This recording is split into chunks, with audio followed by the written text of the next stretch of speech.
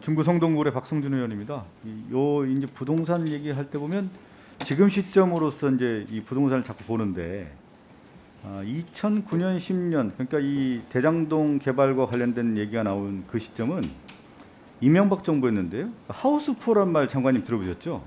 그 당시는 부동산 가격이 상당히 낮았습니다. 그러니까 빚을 내거나 집을 샀을 경우에 빚도 못 갚고 상당히 어려운 시점이었는데 그러다가 박근혜 정부 들어서 최경환 경제부총리가 들어오면서 2015년 16년 어떤 조치를 하냐면 LTV, DTI를 완화하면서 집을 사라, 빚내서 집 사라 이렇게 해야 되는 겁니다. 그 이후부터 이제 부동산이 이제 움직이기 시작하는 건데 이 상황을 좀 고려하지 않은 상황에서 부동산 가격이 그 당시 이래서 상당히 올랐을 것이다 이런 추측을 가지고 얘기하는 것은 상당히 타당하지 않다는 걸 좀 말씀을 드려야 될 것 같고요. 그리고 장관님 이 대장동 관련된 부분을 두 가지로 좀 나눠볼 필요가 있을 것 같아요. 그러니까 처음에는 공공개발로 하려고 하다가 사실 이제 이명박 정부 들어서서 그 당시 주요 인물들이 로비를 통해서 민간 개발로 가다가 다시 이제 우리 이재명 후보가 등장하면서 성남시장 되면서 공영개발, 그러니까 민간 개발과 공공 개발을 합작하는 그런 개발을 했고요. 그러면서 실제 그 수익을 제가 앞서 얘기한 것처럼 2009년 10년 시점에는 부동산이 상당히 어려운 가운데에서도 이 공영개발을 통해서 이익을 환수를 했다라는 그 제도를 만들었다는 것이 지방자치단체의 선진 모델이 됐다. 그래서 업적으로 좀 보고 있는 겁니다. 그런데 지금 문제가 되는 건 뭐냐면 이 문제와는 달리 화천대유라는 회사와 천화동이라는 관계사에서 어떻게 이렇게 많은 돈을 벌게 됐느냐 여기에 초점이 맞춰 있는 것이죠. 국민들의 시선도 그렇고요. 그러면 화천대유라는 회사와 천화동인의 관계를 우리가 인물도를 살펴볼 필요가 있을 것 같습니다. 그럼 화천대유의 실질적 대표는 김만배였고 얼굴 사장이라고 해야 되나 이성문 대표였고요. 그다음에 천화동인 관계사를 여기서 이제 다시 역으로 좀 추적을 해봐야 되는데 천화동인의 사호가 누구냐면 남욱 변호사예요. 남욱 변호사. 사시 37기더군요. 조현성 변호사가 있습니다. 로스쿨 2기입니다. 근데 이 두 변호사가 천화동인 4호, 6호를 갖고 있는데 그렇게 나이가 많지 않은데 어마어마한 이제 부를 축적하게 돼요. 근데 이 두 변호사가 어디에 속해 있는지 혹시 아십니까? 박 장관님? 예, 법무법인 강남으로. 그렇죠. 법무법인 강남이었는데 강남에 박영수 전 특검이 있었던 회사의 고용 변호사로서 이 두 변호사가 일을 합니다.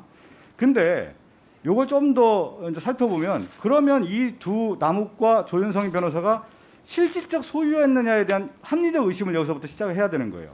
다시 거슬러 올라가면 그러면 화천대유라고 하는 그 회사는 어떤 구조였냐면 약간 인적 네트워크가 학연과 이 지연이 이제 얽혀서 나오게 되는 건데 곽상도 의원이 누굽니까? 박근혜 정부 때 민정수석 아니었습니까? 그렇습니다. 근데 민정수석의 아들이 화천대유는 2015년 2월에 출범하는데 연말에 취업을 해요. 연말에. 그렇죠? 연말에 아들이 취업하고 박영수 특검이 누굽니까? 아까 얘기한 남욱과 조현성 천화동인의 회사의 그 대표 변호사였는데 그 딸이 어디에 취직합니까? 화천대유에 취직하는 거 아닙니까? 그리고 이경재 변호사는 누굽니까? 최순실과 박근혜 전 대통령의 변호인 아닙니까? 5년 전에 여기에 화천대유에 고문으로 일을 해요. 그리고 김수남 전 총장, 강찬우 이분도 매우 중요해요. 강찬우 전 수원고검장이 이 화천대유의 고문 역할을 하는데 여기서 이제 한번 연결고리를 다시 또 찾아가야 됩니다. 남욱 변호사가 어떤 일을 하냐면 2009년도부터 대장동 개발 사업자로부터 공공개발하는데 민간개발한 로비의 의혹으로 8억 3천만 원을 받은 혐의로 기소가 됩니다. 근데 그 당시 수원지검장이 누구였냐면 강찬우 지검장이었어요. 그렇죠?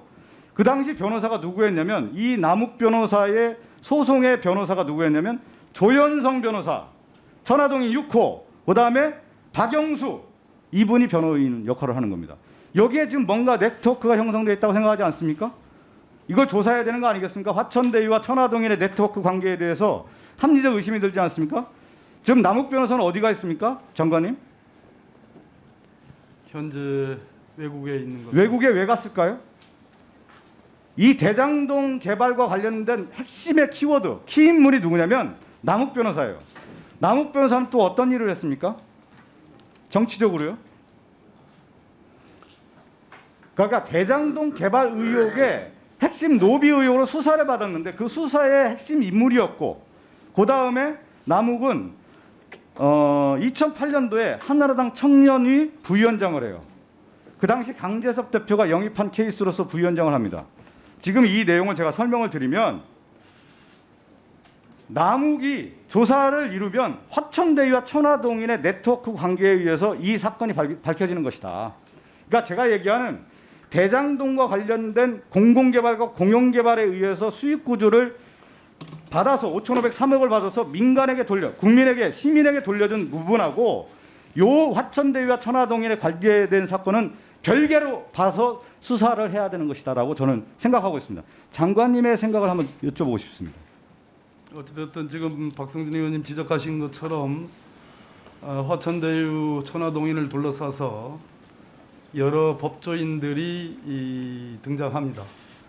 대개 부동산 개발 프로젝트에서 법조인들이, 그중에서도 굉장히 사회적으로 지명도가 높은 법조인들이 등장하는 사례가 그렇게 많지 않은데, 이 사건은 특이하게도 법조인들이 많이 등장하고 있고 그분들이 매우 중요한 역할을 수행한 거 아니냐 하는 그런 의심을 갖고 있습니다. 여기에는 법조인도 있지만 실질적으로 어떤 커넥션이 있는 것이 아니냐, 메커니즘이 작동한 거 아니냐, 주요 인물들이 이렇게 등장한단 말이에요. 검찰의 고위관분들이 다 등장하고 법조에서 우리가 얘기하는 기라상 같은 인물들이 다 고문을 역할을 하는데, 거기에 제가 볼 때는 남욱 변호사와 조현성 변호사는 실질적인 얼굴마담 아니냐, 거기에 뒷사람이 누가 있는 것이죠. 그래서 남욱이 실제 미국으로 도망간 이유는 이 사건에 대한 전말이 드러날까 봐 두려워서 빼돌린 겁니다. 장관님 어떻게 생각하세요? 남욱 변호사 신병 확보해야 되는 거 아닙니까? 제가 남욱 변호사가 구속 기소돼서 1심에 무죄 나오고 2심도 무죄가 나오고 상고 포기로 확정이 됐는데요. 그 사건의 판결문을 읽어봤습니다. 어찌됐든 남욱 변호사는 이 사건의 실체를, 진상을 규명하는데 대단히 중요한 인물임은 틀림이 없습니다. 그 김만배 화천대유 실질 대표죠. 그 다음에 이성문 대표, 그 다음에 박상도 의원 다 성대 출신 아닙니까? 대학하고 상당히 연관되어 있다라고 지금 얘기가 나오고 있고요. 또 하나는 저희가 지금 자료조사를 쭉 하다 보니까 화천동인의 실질적인 투자자문을 하면서 전주 역할을 했던 분이 누구냐? 그 최태원 SK그룹 회장의 여동생인 최기현 행복나눔재단 이사장이 있는데 천화동인 사후와 연관이 돼요. 이것도 저는 상당히 의심되더라고요. 합리적 의심을 해볼 만한 사안이 아닌가. 이 천화동인 사후의 남욱 변호사와 왜 행복나눔재단 이사장과 관련된 부분이 드러나게 되는 것인지. 그러니까 여기에는 모든 링크에 남욱 변호사가 있는 겁니다.